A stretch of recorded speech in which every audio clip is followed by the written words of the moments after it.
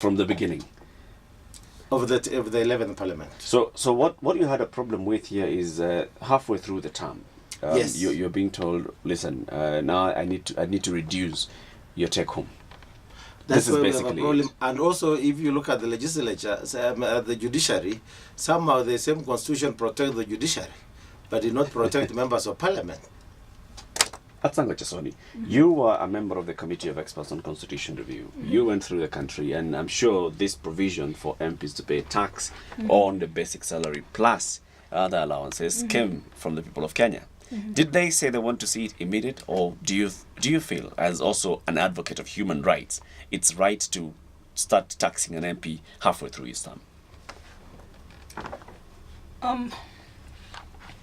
As far as Kenyans were concerned, MPs needed to pay tax, and they were also very strongly of the opinion that MPs should not be able to determine their own salaries anymore or their own benefits. That there should be a structure in place, that an institution in place that determines the benefits and salaries for all state officers, really.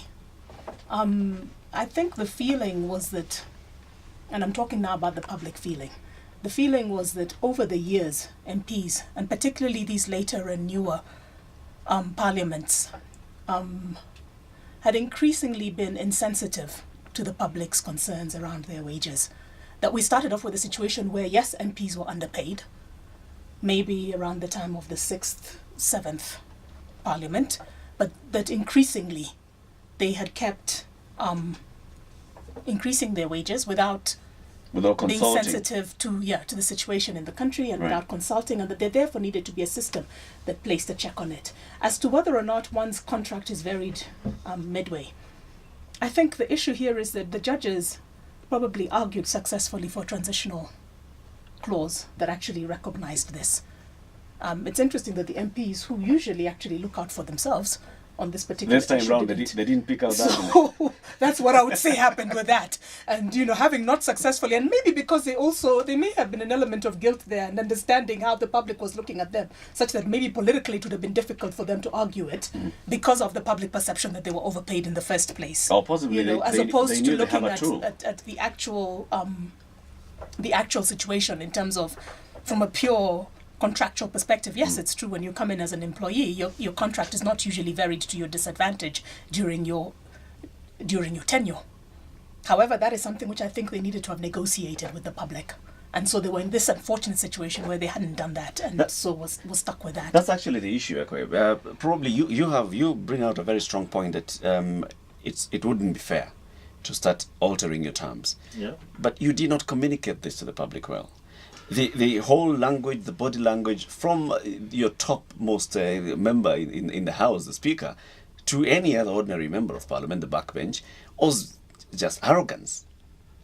But what do we do, Eric? When the first time the Speaker even attempted to do it, then the media took him to task with certain words like being sufficiently philanthropic. He used the words. So, again, as Atsango is saying, the public mood. The problem here is when you have the public mood, it's like a lynch mob. Again, you'll excuse me. And then everybody is like fearing, looking for cover. And a few of us actually stood out. We may not have come to the streets, but this argument is rational, can be defended. But you remember the member of the COE said that they put a transitional clause for judiciary, but they conveniently forgot the transitional clause for parliament. We are hoping as a parliament that will make those changes. Of course, we are relying on the mainly the draft from the COE. And when we were in Naivasha, we felt like let it be done by the whole house. And then we went to the whole house, and people were voting with their feet by walking out of the chamber. Instead of actually just standing up to the issue. Yes. One of the main issues that we've had with this parliament, where members of parliament have been accused many times of, instead of just standing there and articulating your issue for or against a certain point or a certain stand, you walk out, you make sure that you're not present in the house. What's wrong with that? I mean, is that, what should we do to make sure this doesn't happen again in the 11th parliament? Good question. I have no answer to that really, because I am a firm believer that I put my case strongly to the best of my abilities. I defend my positions, and Parliament is a debating chamber. We should be able to win or lose arguments on their own merits, and depending on the majority, so that we say, the dictum is the minority will have their say, and the majority will have their way. Yeah. That's democracy. But we are also in the world of politics. Parliament is not just an instrument, an assembly of non-partisan interests. Parliament is also an assembly with certain real partisan interests. So if one party decides they want to push another one because maybe that issue, they want to run away with it in the next election or for some reason, they will always devise some of those tactics. There has been word in some quarters that the 10th Parliament was a thriving ground for lobbyists, in which case lobbying is not a bad thing per se, but where some members of Parliament were used by lobbyists, sort of like, let's just put it straight, they were paid to bring bills to the House or to oppose bills to the House. That's a tricky one. I am not aware, and I can only speak for myself. I'm not one of them. I brought bills, I brought questions. I have seen questions being dropped because members are absent. I have seen those allegations actually on the floor of the House themselves, but nothing has been certified to confirm the veracity of the allegations. What's your feeling, Ekwe? My feeling you is... were there for 5 years. My feeling is, one, active. lobbying is normal. In America, we say DC has what? 80% of all the lawyers. It's a lobbyist. It's a lobbyist capital. And because of Capitol Hill. Right, but then again, is it right? Lobbying could be right. Is it right for an MP to accept payment? It's definitely not right to accept payment in order to prosecute particular bills or motions or to raise questions. That is wrong, and that's immoral. That should not be allowed. Yeah, I think at that point in time one has crossed the line, and I think this is where the Speaker has to play their role, because the Speaker also, at the end of the day, and if you look at the Constitution, all parliamentarians are representatives of the people, and under the Constitution are meant to be servants of the people and are meant to place, they're state officers, they're meant to place national interest above their own personal interests. And where there is a conflict, and in a situation where you accept payment, there therefore arises a conflict of interest, then you're meant to step aside. I think as institutions are built and have become stronger, hopefully these kind of things will be easier to identify and recognize.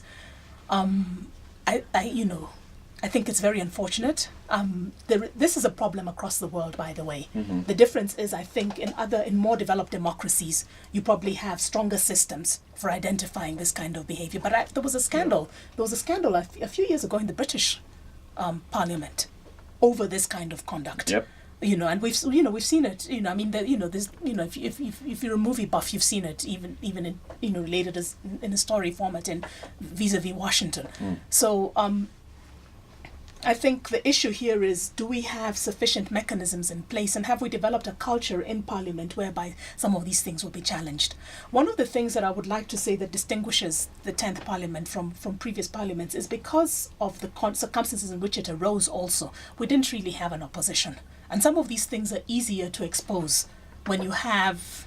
opposing side. Yeah, because then you have a critical mass of people who have it in their interests to check the other side. Yeah, to check the other side and to raise these things, because then it becomes useful to you to expose to, because at the end of the day, like it or not, politics is a contest as well. So it's to your advantage if you can show that the other side is being unethical. So I think in that, some of these dynamics have to do also with the nature of this particular parliament, which was unique. But I don't think the issues of lobbyists and being paid for issues are particularly unique even to the 10th Parliament. I think there have been all these issues raised even in the previous Parliament. What I want to agree with Atsango for sure is that we need to develop mechanisms where that can verify the information. What we have now is the Powers and Privileges Committee chaired by the Speaker. And I think it's still weak. in terms of conducting a serious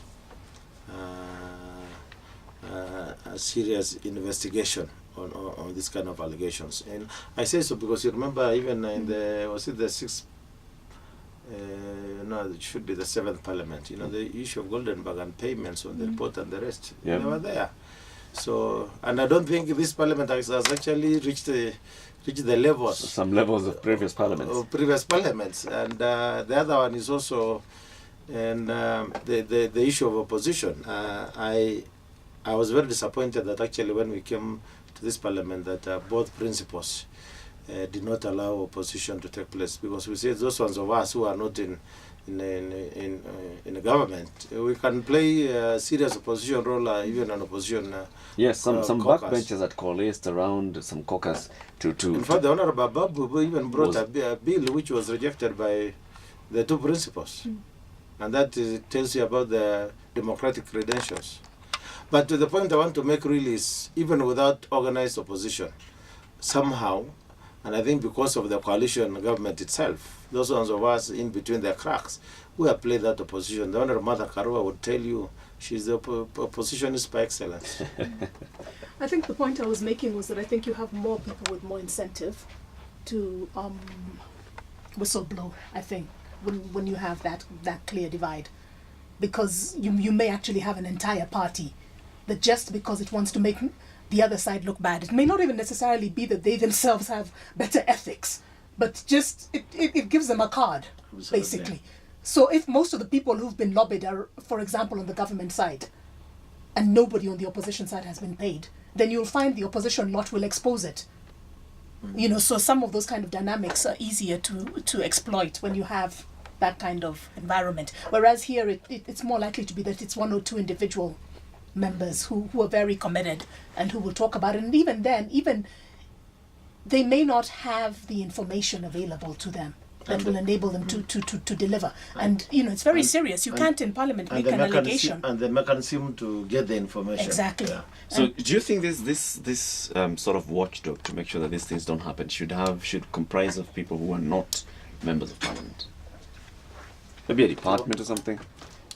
Sort of like the way we have the Independent Policing Oversight Authority, that if you have that checks the conduct of officers in the police service. Good suggestion. You have to appreciate the doctrine of separation of powers. That Parliament is an institution by itself that's already checking on the executive. Yeah. So I guess your question is who checks the check? The checker, so to speak. But I think parliaments are by their very nature are supposed to be able to deal with some of these matters internally. We must put structures even within Parliament to provide for an independent committee that will work on this. I want to agree with that. Opposition, of course, is a better way in which we do things. But I was also submitting that part of the reason why those ones of us in the 10th Parliament feel we have done better than even opposition is the fact that one, we are paid handsomely.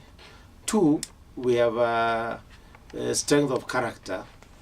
And three, we come from some disciplines and backgrounds that are already, used to raise issues. I mean, I belong to what we call the senior party in the coalition, but I've done my part to put my own ministers to task.